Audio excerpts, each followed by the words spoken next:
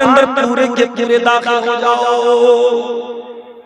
मेरी मुसलमान बहनों, मैं आप सभी कहना चाहता हूँ, मैं जानता हूँ टाइम बहुत शॉर्ट है, मुझे 1.5 घंटे का सफर अभी और करके मरगिया जाना है। मैं आप सभी कहना चाहता हूँ, मेरी मुसलमान बहनों, आप अपने शरीर की, अपने जिस्म की हिफाजत कीजिए।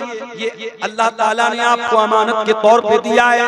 आपको अपने चेहरे को भी ढांप के रखना है, आपको अपने शरीर को भी ढांप के रखना है। अल्लाह कुरान में कहता है वला युबदीन ज़ीनतहुन्ना, ऐ मुसलमान औरत, तू अपने शरीर को, अपनी जीनत को, अपनी सुंदरता को किसी के सामने जाहिर नहीं कर सकती। कुरान तो मुसलमान औरत को दुपट्टा रखने का तरीका भी अल्लाह कुरान में कहता है वलयद्रिबन बिखुमुरिहिन्ना ला जुयूबिहिन्ना, ऐ मुसलमान औरतों, जब तुम घर से निकला करो या घर के अंदर भी रहा करो तो अपने दुपट्टे को अपने गरेबानों पर रखा करो, अपने सीने पर रखा करो। तुम्हारा दुपट्टा इधर उधर नहीं होना चाहिए, तुम्हारे सीने पर होना चाहिए। दुपट्टा रखने का तरीका भी कुरान एक औरत को बताता है। मोबाइल है किसी लड़की के पास, किसी रॉन्ग नंबर से कॉल आ गई, किसी अजनबी नंबर से कॉल आ गई।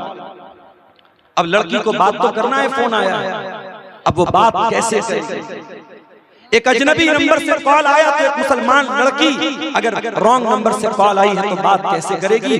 कुरान करीम 1400 साल पहले एक मुसलमान लड़की को बता रहा है, अगर किसी गैर महरम से, किसी अजनबी मर्द से अगर तुझे बात करना पड़े तो तेरे बात करने का स्टाइल क्या होना चाहिए, तेरे बात करने का अंदाज क्या?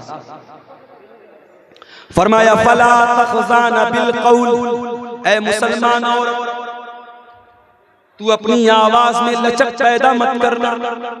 तेरी आवाज में लचक ना हो, तेरी आवाज में मिठास ना हो, तेरी आवाज में अट्रैक्शन ना हो। तू बहुत मीठे मीठे लबो लहजे में किसी अजनबी से बात मत करना।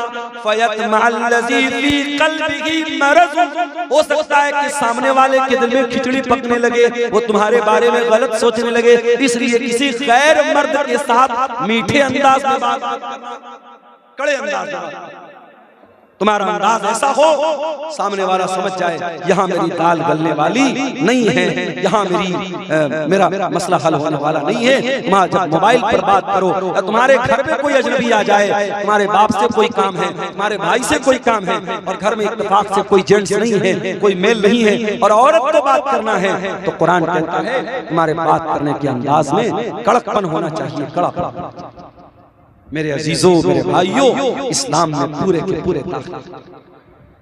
अपने नौजवान भाइयों से कहना चाहूंगा, मैं जानता हूं जब बुराई बहुत ज्यादा फैल जाए तो बुराई से बचना बहुत मुश्किल है।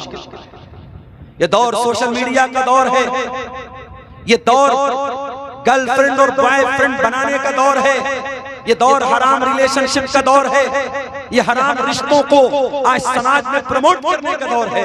एक ऐसे दौर में अपने नौजवान साथियों को कहना चाहूंगा, आपके सामने यूसुफ अलैहिस्सलाम का नमूना मौजूद है।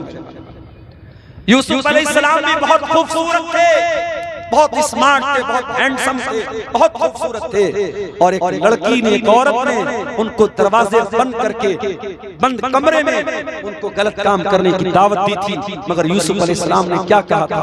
क़ाल माअज़ल्लाह, कहा कि मैं अल्लाह की पनाह चाहता हूँ, मैं ये काम नहीं कर सकता, मुझे इस घर में ठिकाना मिला है, मेरे मालिक ने मुझे ठिकाना दिया है, मैं अपने मालिक के साथ इतनी बड़ी खयानत नहीं कर सकता, इतना बड़ा जुल्म नहीं कर सकता। और बाद में जब हजरत यूसुफ अलैहिस्सलाम के ऊपर कई औरतों ने डोरे डाले और कई औरतों ने उनको फंसाने की कोशिश की, तो हजरत यूसुफ अलैहिस्सलाम अल्लाह से दुआ करते हैं, रब्बि सिज्नु अहब्बु इलैया मिम्मा यदूननी इलैहि, ऐ अल्लाह मैं जेल में जाना पसंद करूंगा, मैं कैद खाने में जाना पसंद करूंगा, मगर इन औरतों के फितने में पड़ना मैं पसंद नहीं करूंगा। अपने नौजवान भाइयों से कहना चाहूंगा, उदखुलू फिस्सिल्मि काफ़ा, आओ इस्लाम में पूरे के पूरे दाखिल हो जाओ, पक्के मुसलमान बनो, मजबूत मुसलमान बनो, अपने ईमान को मजबूत करो। तुम्हारा ईमान इतना कमजोर न हो कोई लड़की आई लव यू बोल दे तुम्हारा ईमान पिघल जाए, कोई लड़की मोहब्बत का इकरार कर दे तुम अपने ईमान से समझौता कर लो। अपनी बहनों से भी कहना चाहूंगा, अपने भाइयों से भी कहना चाहूंगा, पाक दामन बनो। अल्लाह के नबी फरमाते हैं दो चीजों की गारंटी ले लो, मैं जन्नत की गारंटी लेता हूँ, एक ज़बान की गारंटी ले लो, एक शर्म की गारंटी। और आखिरी बात हम जानते हैं आज का ये प्रोग्राम चंदे का प्रोग्राम है, मदरसे का प्रोग्राम। और आप ये भी जानते हैं मेरी बहुत बड़ी मजबूरी है, मुझे अभी 8 बजे के पहले पहले यहाँ से निकलना भी है।